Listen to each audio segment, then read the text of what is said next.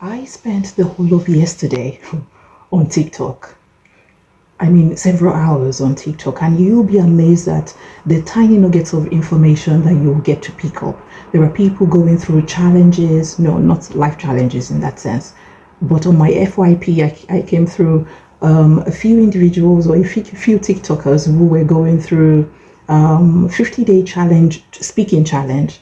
I went through a fantastic TikToker who breaks down productivity for high performing individuals.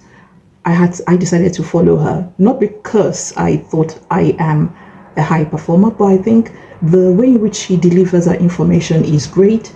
I came across Tracy Elise Ross's TikTok, not following her, but if you are, I'm sure you're in for beautiful real life content.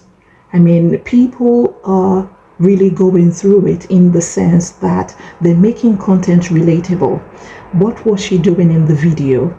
She was basically showing people how she washes underwear in a hotel, or was she at home? I couldn't quite make it out. But after she washed her underwear, the question was that the video was in response to a question that asked her how does she dry them. And what she did was she sat down. This lady sat down on the floor and laid out her underwear on a huge piece of towel, then rolled the towel up and stepped on the towel and then showed people this is how she dries her underwear. I'm thinking that this is when she's out and about, away from home, possibly in hotels. Now you kind of just think that what is content nowadays? If you sit down and overthink content, the world will pass you by. And the world will not only pass you by, so that's time wasted, but also you will feel burnt out because you will put in so much work in trying to create something called content, something that you feel is perfect. Then you will get into this analysis paralysis stage of, is it good enough? Is it perfect? Is it going to go viral? Are people going to like it? Am I creating this content for other people? Then you may find that it sucks the joy out of the process for you. So if you are into that, I would encourage you to document, don't create.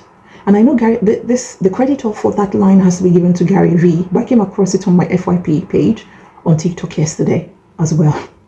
So document your life rather than create it, especially if you're someone in your 40s and you're finding this quite overwhelming and your heart is really pulling at it to start creating content.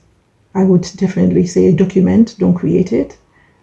Whatever it is you're doing in your day to day, share it with the world because you never know who might need it. But also, around the corner, which is a couple of years from your 40s, your 50s, your 60s, is that loneliness is a real thing. Loneliness is becoming a huge pandemic and people are not too aware of it unless you get to a certain age. There is a community of people who are paying one another just to stay in touch and chat, in case you didn't know about that. So the aim is to cultivate your very own community. Just keep speaking to the camera, along with a lot or a range of benefits that is going to come with that. But one of the greatest things that you're going to cultivate is that you will end up building a community of people who think like you, partly behave like you, partly live like you. It could be that you aspire to be like you. You create this community online and you eventually, if that is your desire, you can then bring them into the real world with you. Because whether we like it or not, loneliness is something the government cannot cure. Loneliness is something the government cannot cure. It comes with age, and everybody is going to get there. Everybody.